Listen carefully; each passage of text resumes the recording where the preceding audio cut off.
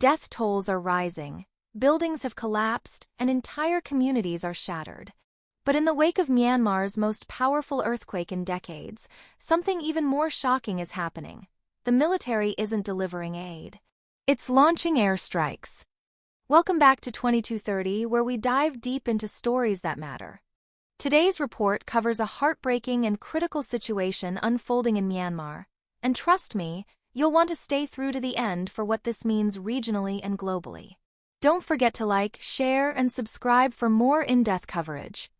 A deadly 7.7 magnitude earthquake rocked Myanmar on Friday, devastating towns and villages and claiming around 1,700 lives so far.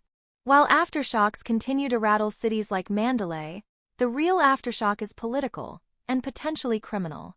Instead of rallying forces for humanitarian relief, the country's military-run government, already under fire for its 2021 coup, is being accused of bombing its own people during a national disaster. The Karen National Union, one of Myanmar's oldest and most prominent ethnic armed groups, has condemned the junta for conducting airstrikes even as the nation reels from destruction and grief. According to the KNU, military jets launched attacks near their territory in Karen State, close to the quake's epicenter. This wasn't a one-off strike.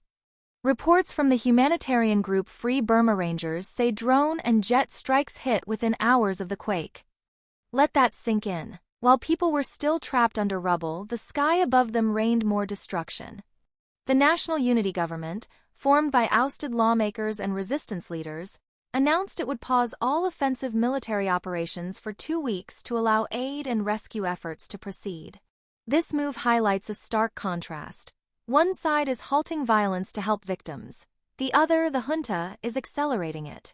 Senior Myanmar advisor at Crisis Group, Richard Horsey, told reporters that junta airstrikes have continued even in quake-hit zones.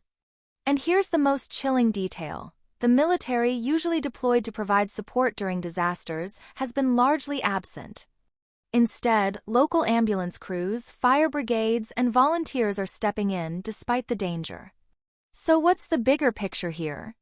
We're looking at a regime using a natural disaster not as a call for unity, but as a strategic moment to crush resistance.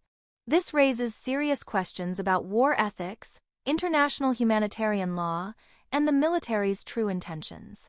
Now we turn to you, our 2230 community. What do you think this says about the junta's priorities, and should there be international intervention given this blatant disregard for civilian life? Let us know your thoughts in the comments. If you found value in this breakdown, support us by hitting that like button, sharing the video, and subscribing for future updates that cut through the noise. Stay informed, stay critical.